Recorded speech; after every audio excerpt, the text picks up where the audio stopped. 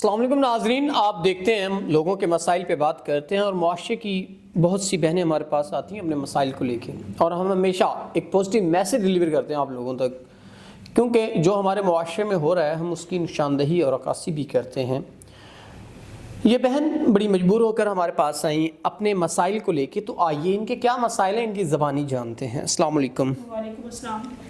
اچھا بہن، مجھے بتائیے گا زندگی کے کیا مسئلے، مسائل، کیا پریشانیاں ہیں جنہوں نے آپ کو اس قدر کمزور کیا؟ زندگی کے مسئلے مسائل تو یوں ہیں کہ میں ایک امیر باپ کی بیٹی تھی، لیکن میرے باپ نے نئی شادی کر لی اور مجھے بے سہارا کر کے چھوڑ دیا، اور ہر کوئی بات کرتا تھا کہ تم اور تمہاری والدہ اکیلی رہ گئی ہو۔ طرح طرح کے لڑکے آتے تھے، کوئی کچھ کہتا تھا، کوئی کچھ کہتا تھا کہ تم ایسے کرو کہ اپنی والدہ کا سہارا اکیلی نہیں بن سکتی، تم ہمارے ساتھ چلو۔ میں نے کہا نہیں، یہ نہیں ہو سکتا، یہ تو میں کبھی نہیں کروں گی، زنا تو میں کبھی سوچا بھی نہیں۔ تو پھر بار بار یہ کہتے تھے کہ کیا کرو گی، یہ بتاؤ کہ تم اپنی والدہ کے ساتھ اکیلی کدھر جاؤ گی۔ تو میں پھر بچوں کو پڑھانا شروع کر دیا، پڑھاتی تھی اپنی والدہ کا، اپنا گزارا کرتی تھی، اچھا گزارا ہوتا تھا۔ بس کوئی رشتہ دار یہ کہتا تھا کہ تم وہاں بیٹھی اکیلی اس گھر میں کیا کرتی رہتی ہو، تم کیسے گزارا کرتی ہو اور کیسے اپنی زندگی گزارتی ہو۔ کوئی بات کرتا، کوئی، لیکن میں نے کسی کی بات پہ دھیان نہ دیا۔ اور ایک وقت یوں آیا کہ والدہ بیمار ہو گئی تو میں بھی خود پریشان رہنے لگ گئی۔ تو میرے پاس اتنے وسائل نہیں تھے کہ میں اپنی والدہ کو کہیں لے کے جا سکتی۔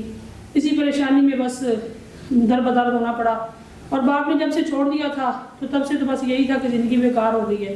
اور اب میری زندگی کچھ یوں ہو گئی ہے کہ میں یہ سوچتی ہوں کہ کہیں اپنے آپ کو کسی کے حوالے کر دوں، اپنی والدہ کا سہارا کسی کو بناؤں، کوئی میرے پاس ہو جو میری عزت کرے اور میری والدہ کی عزت کرے، میری والدہ کو اپنی والدہ سمجھے، لیکن کوئی ایسا انسان جس کی تلاش میں ہوں کہ وہ نکاح کر لے میرے ساتھ۔ ناظرین، بہن نے بتا دیا کہ کوئی ایسا انسان جو ان کی والدہ کا بھی سہارا بنے اور ان کا بھی، لیکن نکاح کر کے تحفظ دے ان کو۔